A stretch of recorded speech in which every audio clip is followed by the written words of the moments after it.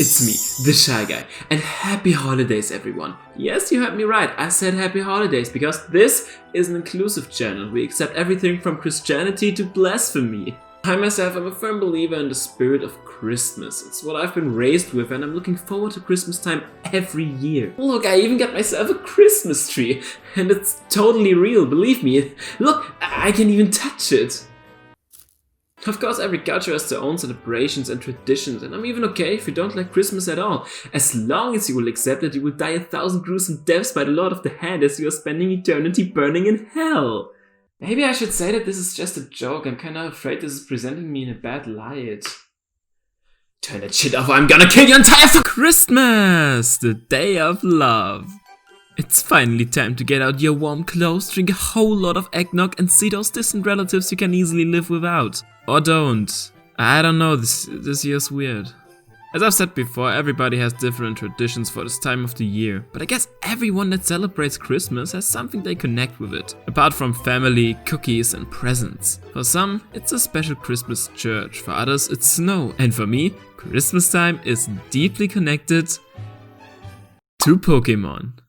Maybe I should look up the meaning of blasphemy again. The last few generations our new Pokémon game has always come out in October or November every year except for 2015 because fuck that year. Because of that, when Christmas came around I was often knee deep in a Pokémon game or simply got the new game as a Christmas present. It's not like I'm sitting there playing Pokémon under the Christmas tree, but as Christmas slowly comes crawling closer, most of the time I'm currently playing the new game. Now Pokémon has been in kind of a weird place for quite some time now, and the newest game Sword and Shield sparked a lot of controversy all around the Pokémon world. I've been playing these games a lot thanks to the newly released DLC, and I think in order to celebrate these times, I'm gonna make a review of them. Because, as the Bible already stated, the Lord is my shepherd.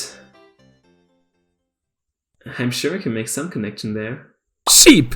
Shepherds are shepherding sheep and there's a new sheep Pokémon in Sword and Shield. God, I am so good at this! This review is gonna cover a lot of ground and I will give my quick thoughts and criticism to all important aspects of the game. In order to get some structure in there, I have divided the review into 7 segments. The pre-release, the new region and features, the story, the artistic stuff, the Pokémon, first DLC and the second DLC. I will tackle the first 5 topics in this video and the DLC in the next one. Each of these segments will take a look at the good, the bad and the ugly. Gosh, this is gonna be horrible.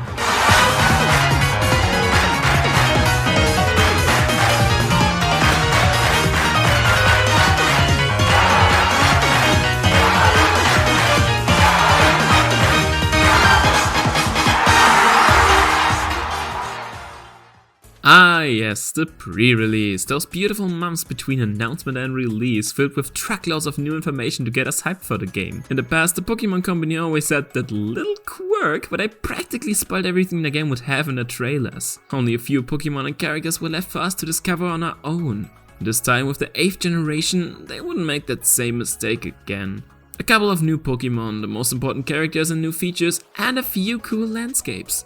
They really left a lot to be discovered by the players in the first playthrough, and while many liked that change, personally, I had a hard time really getting excited for these games. The trailers never really dropped the ball for me. The second trailer we got was probably the best, showing us not just new Pokémon, but the open-worlded Weald area, the Dynamax feature and the legendary Pokémon Zacian and Zamazenta. People were almost euphoric after this trailer came out. Maybe these Pokémon games will be absolutely great. I mean, sure they didn't look that outstanding, but the excitement still was big. Oh look, I just found the most traumatizing event of every Pokémon fan. E3 2019. It started out fine. They showed us a new gym leader, a certain rule of the internet I had a lot of fun with, and that's it. Later, some heads of Game Freak had an interview in the Nintendo Treehouse, and well, let's just say from that day on, the Pokémon fanbase would never be the same again. On this fateful day, Game Freak stated that Pokémon Sword and Shield would be the first ever games to not include every single Pokémon in their code. Which means that you aren't just unable to catch every Pokémon in these games, but you also couldn't transfer them from older games. Seeing how this was the first mainline title on the Switch and as such the first chance for most of us to see our favorites in HD resolution, this news absolutely sucked. Many people tried to find a positive in that, saying that the competitive scene would become more interesting like that, or Game Freak themselves tried to explain that they made this decision in order to focus on more high quality animations. However, with that statement, they just embraced the other side of the fandom, which tried to cancel Game Freak for their decision, since the animations in Sword and Shield, while not being absolutely bad, just aren't enough to justify such a harsh decision. Luckily, the whole hashtag bring back national decks discussion has mostly died down by now, so I won't get that much into it. But the months leading up to the game's release turned into a battlefield inside the fandom and a constant longing for your favorite Pokémon to show up in the game's trailer so you could be sure they make a return. It was awful and I never want to get back there. Some people defended every decision to death while others said Game Freak is the human devil. I obviously hate that they made this decision and it was stupid and just a big gut punch for every fan. And while I try to find positives in many news and decisions, some things are just downright dumb. The cut obviously happened out of pressure, they had a strict deadline and had to make compromises. I still think that the decision and especially the communication of said decision haven't been handled too well. But that's a discussion for another day. 2 weeks before the game released, every single new Pokemon was leaked, which, is pretty normal for the franchise at this point. Then, just like that, the game released. Since I'm old enough now to make my own decisions, I didn't have to wait till Christmas to get the game, just bought it myself. However, I just so happen to have another present lying around here. From Shy Guy to Shy Guy. It's a Shy Guy. I spent $40 on this goddamn joke. The game came out and I played it. What an amazing story. The main campaign wasn't the longest and the post-game content was even more of a letdown, so I got through it relatively easy. I had fun while playing the game, but after I was finished, I just sat there like the games are fine, sure, but there are so many little things that just sting a little. For starters, the new region isn't the best. First off, I gotta say, the cities in this region are some of the most beautiful I have ever seen in a Pokemon game. They're all very big and have their own unique charm. The routes, however, are all relatively linear and pretty boring. The wild area is a nice idea, but my god is it badly executed. Pokemon only spawn right before your eye because Game Freak is practically an indie studio at this point. The entire area felt like just that. A neat idea, but nothing really more. You can feel there's not a lot of effort put into it, which can be applied to almost anything in this game. Great ideas, but just not that much more. Every corner of the game just reeks like missed potential. They try to make the overworld more lively, but only did the bare minimum for that. The region is based on the UK, but still lacks so much inspiration. Wyndon is just big, because yeah, that's everything that comes to mind when I think of London. Big and Ben. The routes feel more like necessary connections between important places without any exploration than ever, and the NPCs are all relatively boring. It just feels shallow at so many places, it's not even funny. Dynamax is this game's new big feature and it makes your Pokemon big. Seriously, is size everything that matters to Game Freak these days? It's also about the technique. Once again, shallow approach. Mega Evolutions and Sea Attacks are scrapped from this game because why not? And Dynamax just doesn't really do it. Some Pokemon get alternate forms while growing giant and these Gigantamax forms are pretty cool, but the rest is just... Raid battles can be fun, but even more exhausting and slow paced. It's just not my kind of playstyle. So, thus far I've pretty much only criticized the games. That means I must totally hate them, right? As the Lord already said, we should forgive everyone, so I can't exactly hate anything. Yes, that includes Mr. Mime. Just thought I gotta specify that. There are some qualities sort of saving this game for me. For starters, the main battle mechanics still work. I mean, it's Pokemon after all. It always works, so no surprises here. But there are 3 other things I personally believe this game is even better at than older gens. Those are characters, concepts, and music. I will tackle the music later on, so let's stick with the first 2. And in extension to that, let's talk about the entire dump truck of a plot these games have.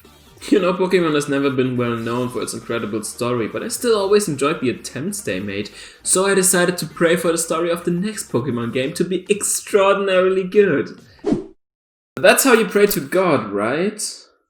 Holy shit, is this game's story bad!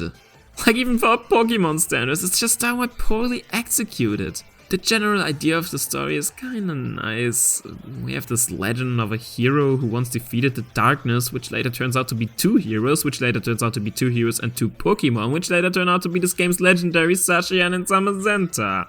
Then the "oh my god, I am such a nice entrepreneur and definitely not evil" guy, spoiler, turns out to be evil and reawakens the ancient dark monster, so we defeat it, and that's that. Not bad to begin with, pretty basic for a Pokemon game. The bad thing, however, is that the story only unfolds at the very end of the game. All the time the story is pretty much only happening off screen, and every now and then we get a short reminder that it still exists, only to then ejaculate right into our faces after the very last gym. What a stupid shit. We have almost no build-up and no interesting lore, which makes the admittedly epic finale feel so hollow and undeserved. It's really quite sad. In order to make up for that boring shit, I decided to read a more exciting story. I'm gonna open my Bible on a random page and see what we're working with. Okay, this is a story from the book Genesis called Boku no Pico. Well, in the name of the Lord, let's give it a shot, shall we? Despite the story being badly paced, the game makes up for it with its rich characters. The rivals Hop, Bede and Marnie are honestly a blast to compete with, and they all have their own cool storylines. Marnie seems like that edgy girl, which in reality is just shy and pretty adorable. Bede is an absolute asshole and a living embodiment of thrice the pride, double the fall. And Hop is my personal favorite, because when he starts out trying to become champion, the constant losses against you and Bede make him so depressed that he ends up becoming professor instead.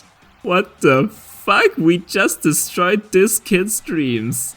We also got Leon and Sonia, the big brother of Hop and his, good friend. Leon is the undefeated and even more unoriented champion of the region, and Sonia is a professor in training. I think they're also well known for being the two most attractive people in the region. The fact that the champ kind of tutors us from the beginning on is pretty cool, and the connections between the older and younger characters is probably one of my favorite aspects of the game. It's all about passing on that torch, which is always a nice theme. Speaking of which, as I said before, the game actually has some interesting concepts. It's all about being the greatest, both in terms of the strongest trainer and the literal legend. I like how this is the second generation in which both title legendaries appear in both games' story, one for us and one for Hop. And I love the gym system even more. See, in this game we are competing against many other trainers in a gym challenge, sort of similar to what the anime had up until Generation 6. Only the ones who defeat all gym leaders are able to move to the final tourney, and only the winner of that tourney gets to fight in the champion tourney, in which your final opponent will be Leon. It's kinda nice to have such a mix-up of the classic system. And the gyms are all giant stadiums in this game, with actual people watching you. That is so cool! It makes your journey through this region feel way cooler, since some people actually treat you like a celebrity, and it gives us a real thrive to challenge the gyms outside of "it's just what you do in these games." Okay, so I found out that Christmas is apparently about more than food and purging out the non-believers. It's also about showing your love and affection.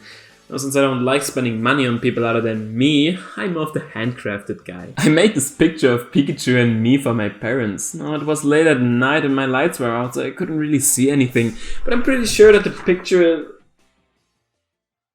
Holy shit, I am Picasso! Look, I didn't know how to call this category, so just shut up.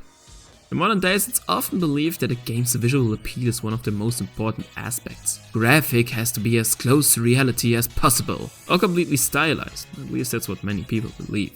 Now, I don't want to lie to you. As a Pokemon fan, I can tell you that these games haven't been the best looking for a while now. Game Freak completely nailed the 2D pixel aesthetic, but that jump to 3D has been kinda rough. And while Pokémon Sun and Moon are some of the best looking 3DS games I know, it seems like Game Freak didn't really know how time consuming it would be to create high definition 3D models and textures. So they didn't! See, back in the days, almost every new game had a new sprite for every Pokémon, a new pose or some cool movement. That was enough to make us happy. Nowadays they just use the same 3D models since 2013 and only change the shading a bit. And that's not just kinda repetitive, these models also don't look very well. Many Pokemon just seem so stiff, like statues.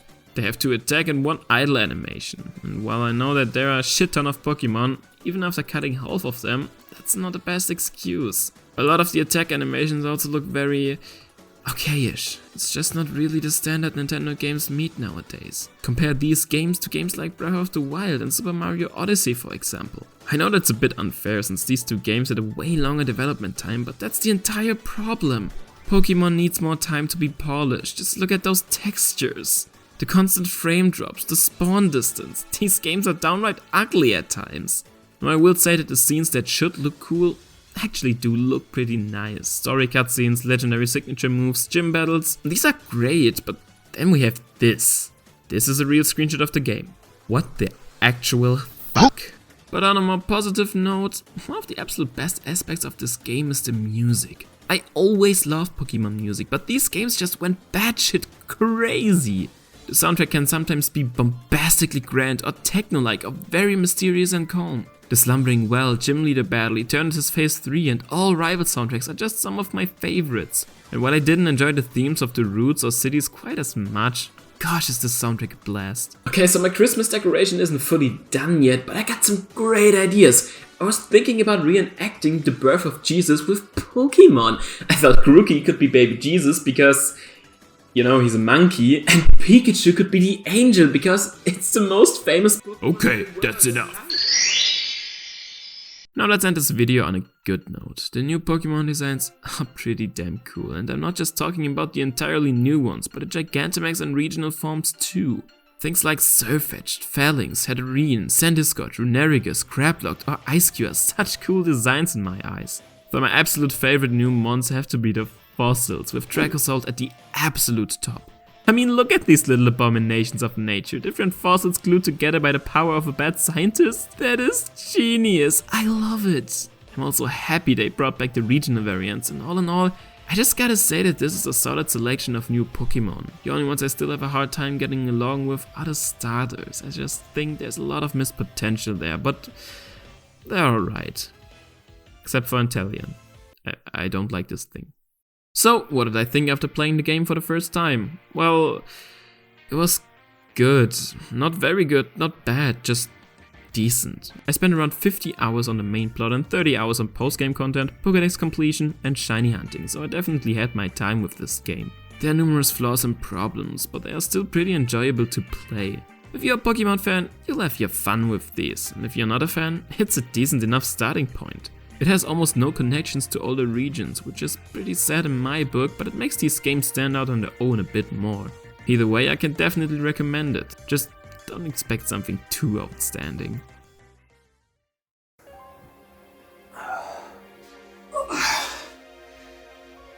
What happened? Welcome, my child. What the hell? Is this heaven? Probably shouldn't just throw around that H word here, kiddo. Oh, yeah. I'm sorry. What the hell? Is this the afterlife? Look, I brought you here for a reason. Am I dead? Again? What the? No! I just said I brought you here. You're not dead. Not to sound rude or anything, but you're not exactly how I imagined God to look like. I just took on a form that you could comprehend with your monkey brain. And you chose a piranha plant. Look, it's Christmas, and also my son's birthday, so I got a pretty tight schedule here, and quite frankly, I don't have enough time to deal with you. Oh, wait, I got a question. If I die here, do I also die in real life? This is real life, you idiot! Well, don't mind if I try then. No, stop that! My god. Wait, did you just say my god? Are you implying that there's another, bigger god out there? Listen up, fool! I take a lot of pride in my Christians, but you're ruining our good name. What are you talking about? You're blasphemous. I think you're mistaking something here. I'm a good Christian. I celebrated Christmas traditionally. Look, I got the tree, I got the praying circle, and the reenactment of Jesus' birth. I even said fuck and shit. Well, you're connecting it to your stupid Pokemon game, for heaven's sake. Did you just call Pokemon stupid? I can call it whatever I want. Well, maybe you shouldn't have created it if it's so stupid. What the? That's not how it works. I just create the people, not the things they create afterwards. I have nothing to do with Pokemon. I know you're lying. Shut up, you stupid nerd. What did you just call me? Listen You're a here, you stupid, I'm blasphemous celebrating idiot. Christmas like a good You're Christian. misusing You're the out name there of all high me, and mighty God, saying, for your stupid sake. And your video also sucks. There, I said it. You're an idiot and you're... Silence! Whoa. Okay, I'm gonna send you back to your realm now. And you will redo your entire video. Are you kidding me? I already spent hours on this video.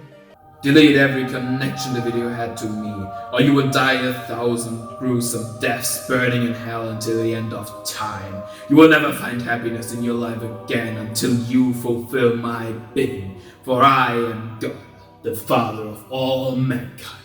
Well, to me it looks like just a piranha plant. No, wait, no, I can't do this.